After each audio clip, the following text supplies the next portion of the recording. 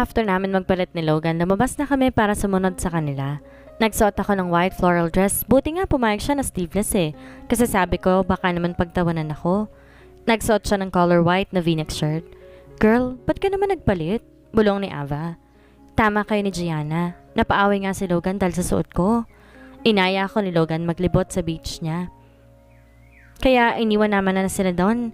Gulo namin oh. Mukhang nag-enjoy naman yung dalawang bruha kasama sila Brooks eh. Ang hindi mahagip ng mata ko ay si Harris. Logan? Logan Navarro? Napatingin ako sa babaeng tumawag sa boyfriend ko. Mukha siyang may lahi dahil sa kulay ng mata niya. I don't know you. It's me, Zoe, Isabella's best friend.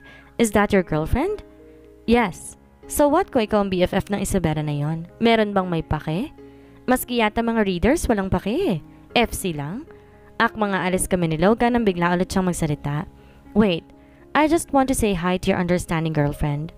Understanding? Paano naman niya nasabi na understanding ako? Well, she's not interested in knowing you. Supladong sagot ni Logan. Tama naman ang boyfriend ko eh. Hindi ako interesadong makilala siya. Grabe naman.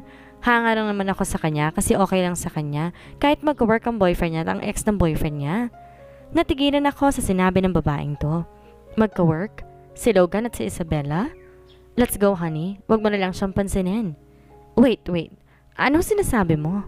Di na ako makapagpigil kaya tinanong ko na si Zoe na yon kung ano yung tinutukoy niya. You mean you did not know? My gosh, I'm so sorry ha. You better ask your boyfriend na lang. See you around. Gulong-gulo ako. Kaya ba nang umuwi si Logan galing sa business trip niya, kasama niya si Isabella? So magkasama sila sa US ng isang linggo? Kaya ba hindi niya magawang magparamdam ng ayos sa akin? Honey, let me explain. Sasabihin ko, slap. Kaya pala ayaw mo akong papuntahin sa office mo? Kaya pa hindi mo ako sinama sa business trip mo? Look, honey, sasabihin ko naman talaga sa'yo eh. Kailan? Kailan ha? Kapag manganganak na ako? Bakit di mo sinabi agad? Bakit nagsinungaling at naglihim ka pa sa akin? Shit! Una-unahang pumatak ang luha ko dahil sa sakit na naramdaman. Di ko alam matagal na pala akong pinagsisinungalingan ni Logan. Honey, please. Kaya pala busy ka talaga sa US. Nauutal kong sabi dahil umiiyak ako. Shit! Stop crying, please. Baby, please listen to me. I'm sorry kung naglihim ako sa'yo. It's for your own good. For my own good? Talaga ba? O para sa inyo? Akala ko ba mahal mo ko? Bakit ka nagsinungaling sa akin? Tumakbo ko papalayo kay Logan. Hindi ko kayang makita siya dalang sakit-sakit ang ginawa niya sa akin. Pwede naman niyang sabihin yung totoo eh. Hindi yung nagmukha kong tanga, paniwalang-paniwala sa kanya. Catherine. Tinatawag ako ng tinatawag ni Logan pero hindi ko na siya pinansin. Hindi ko na siya kayang kausapin. Pakiramdam ko anytime babagsak yung katawan ko. Biglang kumirot ang tiyan ko. I'm sorry baby kung pati ikaw nadadamay. Di mapakali si Logan habang hinihintay ang doktor na lumabas. Nawalan kasi ng malay si Catherine habang tumatakbo palayo sa binata. Bakit nawalan ng malay si Cathy? Galit na tanong na Gianna. Kumalma ka lang girl. Baka naman napagod lang siya sa paglalakad. Be positive. Tulala lang si Logan na hindi niya alam kung anong gagawin niya pag may nangyaring masama sa kanyang mag-ina. Naiwan naman sa hotel sina Brooks at Joseph para kunin ang gamit ng lahat. Babalik na kasi sila ng Manila once na okay na si Catherine. Dude, ano bang nangyari? Nag-aalala lang tanong ni Harris. It's my fault. Maya-maya pa'y lumabas ng doktor na tumingin kay Catherine. Doc, how is she? How's my wife? Tanong ni Logan. Kahit di pa sila kasal, asawa na to kung tawagin ng binata. She's fine now. Medyo na-stress lang siya kaya ganon. To be honest, medyo humihina rin ang kapit ni baby kaya dapat dobling ingat. Remember, she's pregnant kaya dapat alagaan mo ang wife mo. Pwede na siyang i-discharge. Puntahan nyo na lang siya sa room niya. Dali-dali silang pumunta sa room ni Catherine. Girl, pinag-alala mo kami. Si Ava. Masyado kayatang nasobrahan kakalakad eh. Gianna. Okay lang naman ako eh. Okay kami ng anak ko. Di maka-emek si Logan dahil hindi niya alam ang sasabihin niya kay Catherine. Alam niyang galit to sa kanya ng sobra. Honey, are you fine now? Bakit ka nauutal, Logan? Tanong na Gianna. Okay lang ako, Logan. Pinagod mo kasi ako kakalakad eh. Yan tuloy. She should be mad at me. Bakit parang wala lang? Bakit di niya masabi ang galit niya? Bakit parang okay na sa kanya? Saad ni Logan sa isipan niya. I'm sorry, honey. Nilapitan naman ni Logan ang dalaga at niyakap to na mahigpit. I am really sorry. Bulong nito. Ay grabe oh. Dito pa talaga sarap namin mga single nagyakapan. Bastusan lang, ganon? Haris, payakap nga. Biro ni Ava na kinatawa naman nila. Di naman nagpaka-KJ si Haris at niyakap nga si Ava. Wait lang ha, yakapin ko lang yung sarili ko. Biro naman ni Gianna. Okay ka na ba talaga, Cathy? Si Haris. Oo, okay na ako. Parang wala nga nangyari eh. Glad to hear that. Bro, ba't ang tahimik mo? Tanong naman ito kay Logan. I am just so worried about you, honey. I thought na mawawala na si baby. Okay nga kami sabi eh. After i-discharge si Catherine, they decided na magstay muna ulit sa hotel dahil nagpumilit ang dalaga na manatili muna dahil hindi pa raw siya nasusulit ang lugar. Pipilitin ko lang na maging okay. Ayokong magalit na magalit dahil baka mapahamak ang baby ko. Nanawakan ko na lang pangunawa ko. Oo, masakit. Pero alam kong hindi ako ginago o gagaguhin ni Logan. Alam kong ako lang mahal niya kaya paniniwalaan ko yon. Hindi ka na ba talaga galit sa akin, mahal ko? Tanong niya sa akin. Pang 20 times na natang tinanong yan eh. Konti lang, pero may tiwala naman ako sa'yo. Alam ko hindi mo sisirain yon. I am very thankful dahil binigyan ako ng Diyos ng isang katulad mo. Mahal na mahal kita, Catherine. Mahal na mahal din kita, Logan. Oo nga pala, tinapos ko na yung contract namin with Isabella's company. I am sorry ulit, honey. Alam na rin ni Dad na buntis ka. Napabango naman ako dahil sa sinabi niya. What? Akala ko ba tayong dalawa lang magsasabi? Ano, nagalit ba siya? No, honey. In fact, he's very happy and excited. Pagbalik natin sa Manila, sa bahay tayo uuwi, talaghihintay si Daddy. Buti naman at hindi nagalit ang Daddy ni Logan. Akala ko magagalit siya kapag nalaman niya. Why would he get mad? Kasi hindi ka naman masyadong makakapag-focus sa company nyo once na manganak na ako. Lumapit naman si Logan. Tinantay ang ulo ko sa braso niya.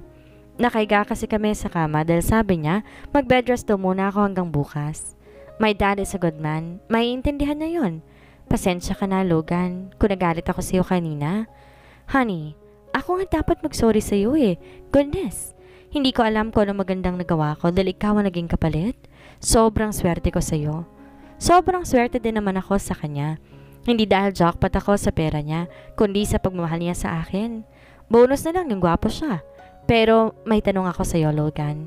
Kita ko sa mata niya yung biglaang kaba at hindi ko alam kung bakit. Ano yon, mahal ko? May nangyari ba sa inyo ni Isabella sa US? Ewan ko pero kinabahan din ako sa tanong ko. Hindi ko nga alam kung saan galing yun eh. Basta na lang nag-pop up sa utak ko. Siguro para na rin masigurado kung talagang pure business lang ang nangyari sa kanila ng ex niya. Yes. Para akong binuhusan ng malamig na tubig dahil sa narinig ko. Tama ba na yes ang sagot niya? It means meron nga? Kusang tumulo ang mga luha ko. Pero bakit? Halos pumiyok na yung boses ko. Nakita ko may tumulo na ring luha sa mata ni Logan. Alam niyo yung pakiramdam na parang unti-unti kayong nadudurog? Yung parang namamanhid yung buong katawan ninyo? I am sorry, Catherine. She seduced me. At ang nasa isip ko ng mga panahon na yon ay ikaw. Believe me. Sambit niya habang may pumapatak na luha sa mga mata niya. Ayoko magwala. Baka mapahamak ang anak ko. Ayokong sumigaw. Baka marinig ng anak ko at umiyak. Lalabas lamang ako. Tumayo ako sa kama pero bigla rin siyang tumayo at tinarangan ako. Honey, please, I'm begging you. Hindi ko inaasahan na isang Logan Navarro luluhod sa harapan ko.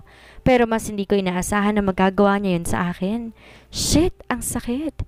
Please, lalabas muna ako. Halos mamatay na ako sa sakit na nararamdaman ko. Hindi ko kaya. Hindi ko kaya makita siya. Puro galit lang ang nararamdaman ko ngayon pero ayokong magwala. I will come with you. Hayaan mo na muna ako, Logan. Kailangan kong huminga dahil hindi ako makahinga sa sakit na ginawa mo sa akin.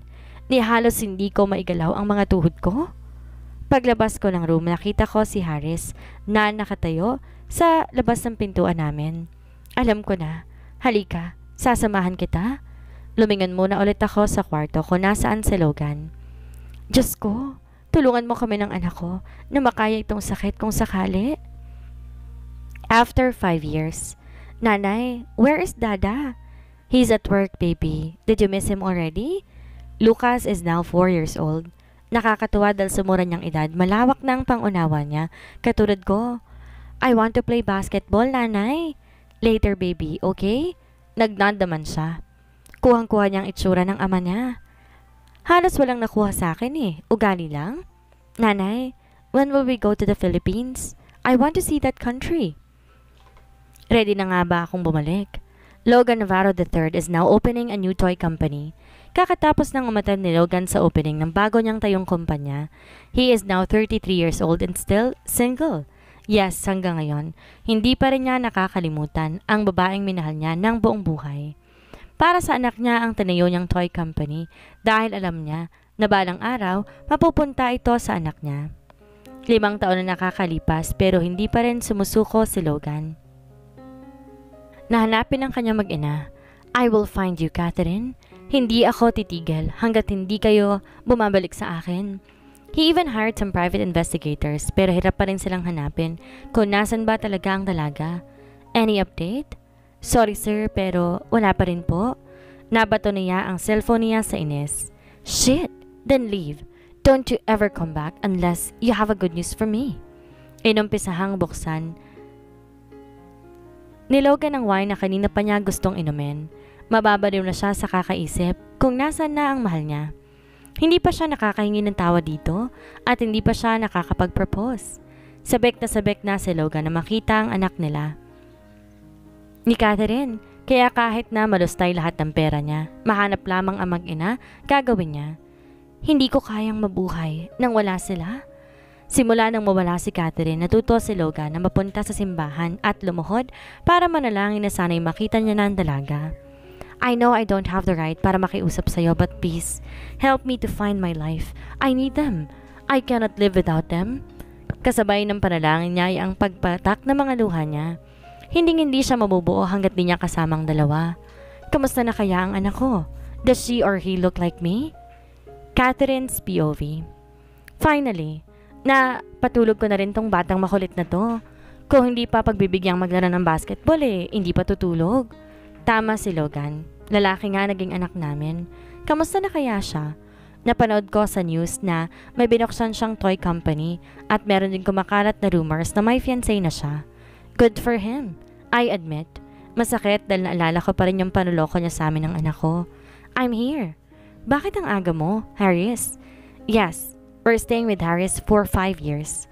Ang buong akala tuloy ni Lucas ay si Harris ang ama niya.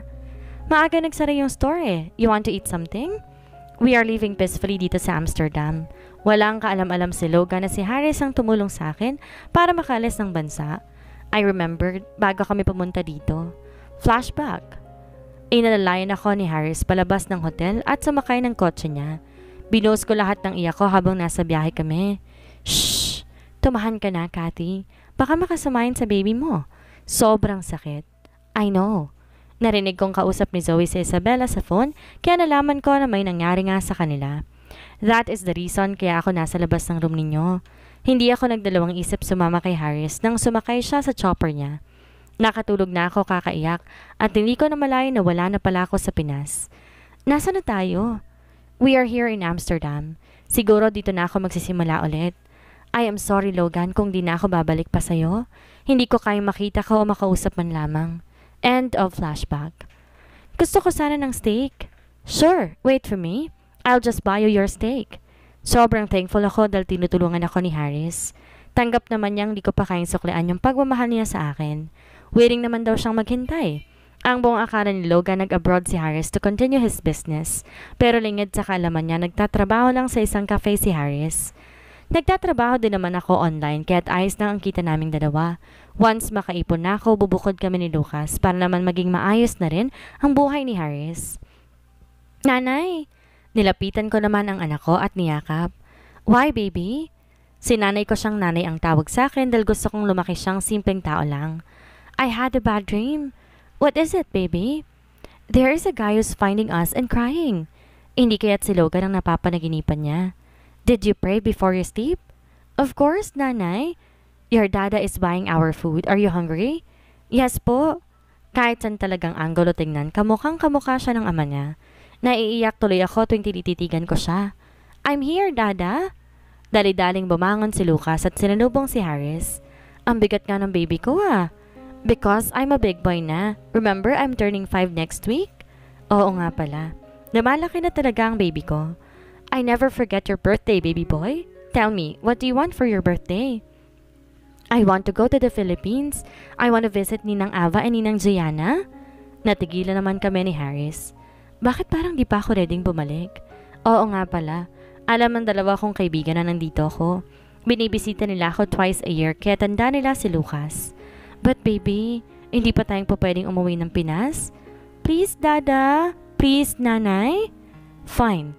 Kung yun ang gusto mo anak, sige. Uuwi tayo ng Pilipinas.